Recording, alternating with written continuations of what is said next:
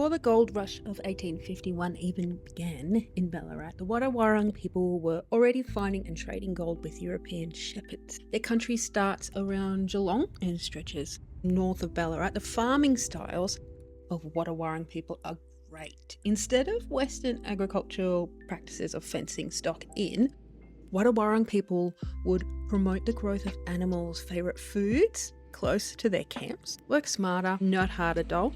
It's colder than a witch's tit in Ballarat most of the time, inside under a doona with the heater on. So full respect to anyone that not only survived but thrived in these conditions. Kangaroo and possum was mostly used to make blankets and clothing from. And what wasn't recorded or taught when squatters arrived, aka sheep farmers, most of the plentiful ground of the Wadawarrung people used to hunt and farm was taken over, and that's what led to violent conflicts. And the sheep that were introduced decimated almost all of the Murnong daisies or the yam daisies. Murnong daisy tubers are a potato type staple of the Wadawarrung people. They don't spike blood pressure and they're roughly 8 times more nutritious than a standard potato. Apparently it has like a sweet coconutty type flavour profile.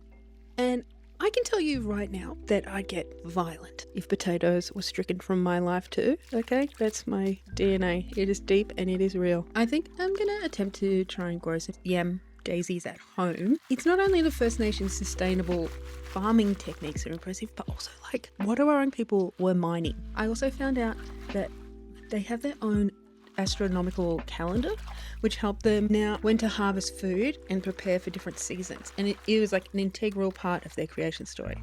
By the way, I grew up here and I've never learned about any of this in school. Not one word. By the time the gold rush was in full swing, a lot of Wadawarrung people that had survived the violence and the introduced diseases of the shepherds had learned English well enough to work on farms that had taken over their homes. They were an incredibly important part of the Ballarat gold rush, trading pelt, medicine, bush foods with miners and even helping track missing people. Without the knowledge of 60,000 years of living in this country, miners would have found it incredibly difficult to survive. I'm telling you right now, I can't even camp during the winter. Wadawarrung people were well aware of the gold in the area. They knew all about it and they valued it as part of their country, but not in monetary terms. And gold is actually quite soft in terms of being useful as a tool. However, they were mining forever in their own ways, long before the gold rush began, but they were much more interested in a stone called greenstone, which was used to create things like axes and things that they could trade. I'm super interested to find out more about traditional First Nations thermal mining techniques. That's number 1 on the books at the minute. They would heat up and fracture rock segments to be mined, so they would split apart. So if you're interested to find out a little bit more about this history, stay tuned, because this is really just a series I'm going to keep going back to, improving upon as my editing and filming skills so improve.